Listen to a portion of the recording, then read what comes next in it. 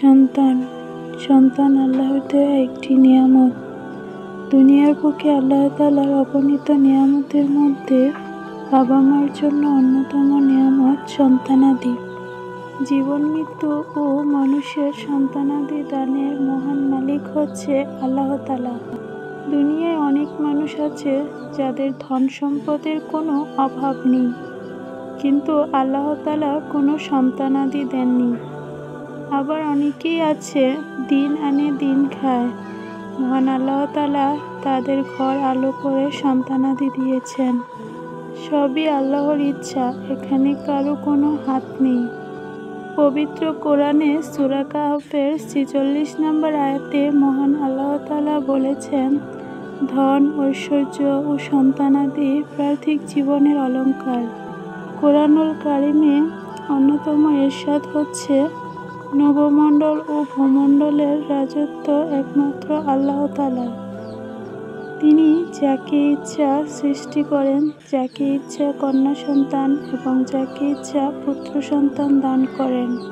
আবার কাউকে দান করেন পুত্র ও কন্যা উভয়ই।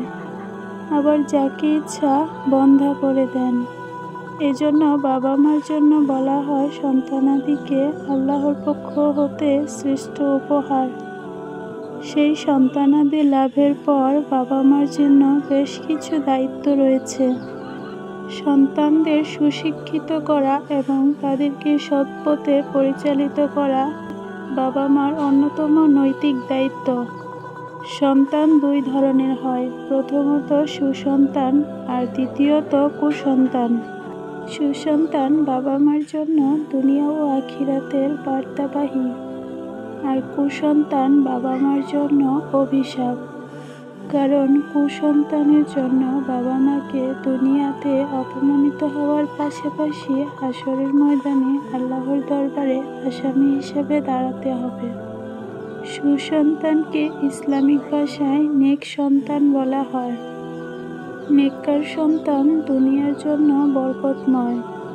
হযরত রাসূলুল্লাহ সাল্লাল্লাহু আলাইহি ওয়াসাল্লাম ইরশাদ করেন, যখন কোনো ব্যক্তি মারা যায় তখন তার আমলের পথ বন্ধ হয়ে যায়, তবে তিনটি আমল কখনো বন্ধ হয় না। এর মধ্যে একটি হচ্ছে নেককার সন্তান, যে তার জন্য দোয়া করে। মৃত্যুর পরবর্তীকালে জীবন খুবই কঠিন। আল্লাহ তাআলা পবিত্র কোরআনে পৃথিবীর সব সন্তানদের তাদের বাবা মার জন্য তিনটি দোয়া শিখিয়েছেন। এর মধ্যে প্রথম দোয়াটি হচ্ছে, রাব্বির হামহুমা কামা রাব্বায়ানি সগীরা।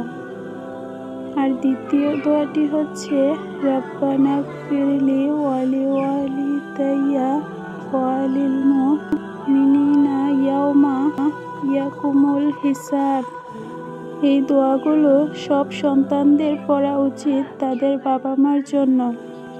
আবার পিতামাতার কর্তব্য হলো আল্লাহর কাছে নেক সন্তানের জন্য দোয়া করা। কোরআনে অসংখ্য দোয়া আছে, এর মধ্যে ছোট্ট একটি দোয়া হলো, রব্বি লা তাজনি ফাওদা ওয়া আনতা খায়রুল ওয়ারিসিন। এই দোয়াটি প্রত্যেক বাবা মার পড়া উচিত। সন্তান জন্মের আগে এবং জন্মের পরে এই দোয়াটি পড়ে তার মাথায় ফু দিতে পারেন। আমরা আমাদের বাবা মা ও সন্তানদের জন্য সবসময় দোয়া করব, তারা যেন দুনিয়া ও আখিরাতে সবসময় ভালো থাকে। আজ এই পর্যন্তই। সবাই ভালো থাকবেন, সুস্থ থাকবেন। আসসালামু আলাইকুম।